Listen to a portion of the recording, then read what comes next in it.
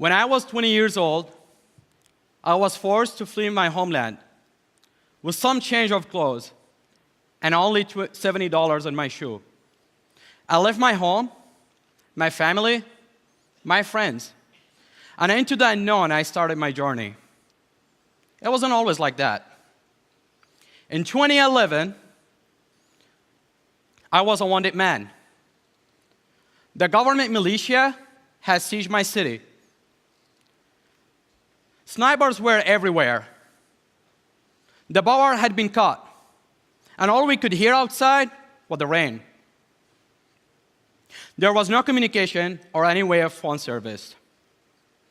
Munitions exploded overhead as we dashed from building to another building, trying to avoid the checkpoints along the way. Because we knew if we got caught, the best outcome would have been assassination, killing you on the spot. All of this just because I had participated in pro-democracy protest against a brutal dictator called Bashar al-Assad. Let me tell you this, checkpoints in Syria are the worst kind of nightmare for everyone. It doesn't matter if you're a kid, a woman, or an old man. They will search you, they would ask you for your ID, and if you're lucky enough, they will let you go. But if you're less fortunate, which is often, they will take you to a place where you will never see the light again. Think of it like playing a Russian roulette, where the outcome isn't death, but torture in a dark room under the ground. My home, Syria, is very rich in its culture. It is known as the cradle of civilizations, and it has at least 6 historic sites that are listed on the UNESCO Heritage List. It is a very diverse place as well, with different races, different religions, all living together peacefully. I grew up in my home with my parents, 1 sister, and 3 brothers. I remember playing outside with my friends, playing soccer. And I still remember the smell of my mom cooking mjaddara and falafel. It is a beautiful country. But when Assad, the father, came to power, there was always that feeling, the knowledge that you're not free. You are simply a resource at the government's disposal. And you're living under a dictator who will use everything from torture to terrorism to control his own population. And believe me, I know, in all police states, there is always that darkness that looms over everything. It reminds you that the walls have ears. And in Syria, it was no different.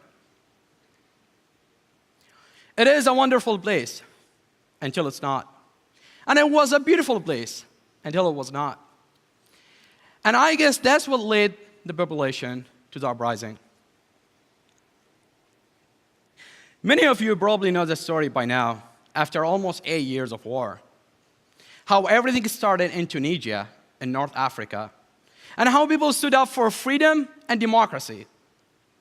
And then, after a few months, the revolution spread to Egypt and then to us in Syria. You know, for almost 40 years, we were living under pressure. Everything is being monitored by the regime. It makes you feel that Big Brother is watching you.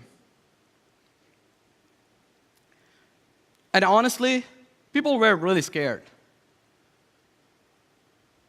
But the younger generations decided we had enough of Assad's dictatorship and corruption. We didn't want the walls to have ears. So we went down to the streets unarmed, naive. But we were hopeful and chanting for a new beginning. We never thought that our own army that we paid for is going to be our enemy. And the darkness that's looming over everything became anything but quiet. After I escaped Syria, I tried many places to settle down. I kept traveling the Middle East country by country, trying to find a new place. that I can call home. After a few months, I decided on Jordan. And in Jordan, I was safe and secure.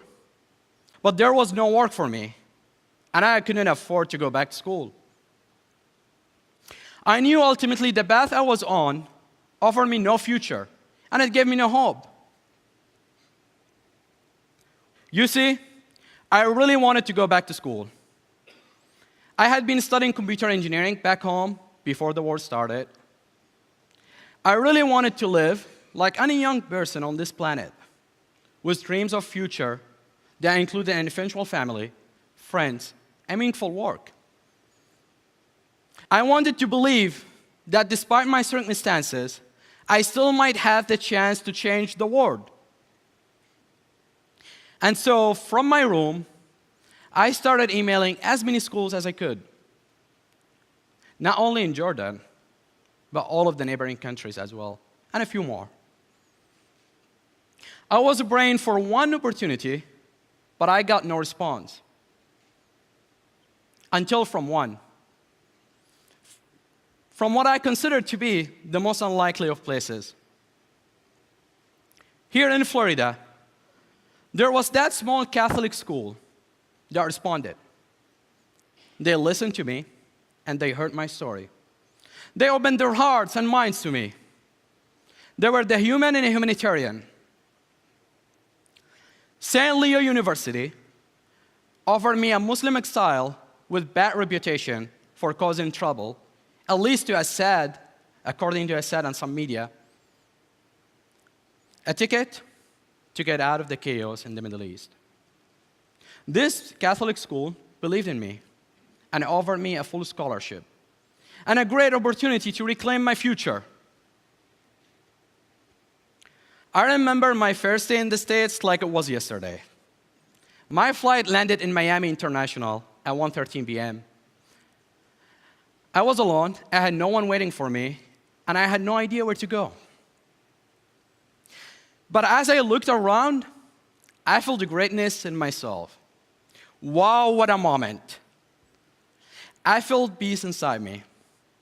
I'm finally in a place where I can see myself having a future. And I knew this is the right place to be. My first meal was at Chipotle. And with a broken English, I ordered tacos. I had never eaten tacos before because we don't have it in the Middle East, but it was very tasty and delicious. I still remember the taste. The restaurant was full of people of all races, different backgrounds, different cultures and tribes, from all over the world. And they're all sharing this new country that they all now called home. The history of the United States is a very short one, but it is filled with stories of people like me, people in struggle, fighting their dictators, in search of freedom. The King of England, for example. We all grow up thinking that home would be where we are born. But sometimes, time changes. And sometimes we feel strangers in our own lands.